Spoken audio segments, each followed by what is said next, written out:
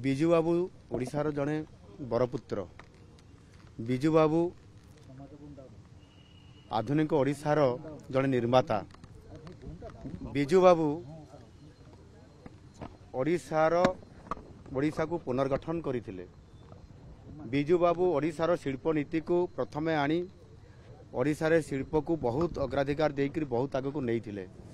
ନିଶ୍ଚିତ ଭାବରେ ବିଜୁ ବାବୁ ଓଡ଼ିଶା ପାଇଁ ଜଣେ ବରପୁତ୍ର ହିସାବରେ ଓଡ଼ିଶାର ମୁଖ୍ୟମନ୍ତ୍ରୀ ହିସାବରେ ତାଙ୍କର ଦାନ ଅତୁଳନୀୟ ଏବଂ ଆଜି ତାଙ୍କର ଜନ୍ମତିଥିରେ ତାଙ୍କୁ ଶ୍ରଦ୍ଧାଞ୍ଜଳି ଦିଆଗଲା। ତାଙ୍କୁ ଏଠି ଆମେ ତାଙ୍କ ପାଖରେ ପୂଜା ଅର୍ଚ୍ଚନା କଲୁ।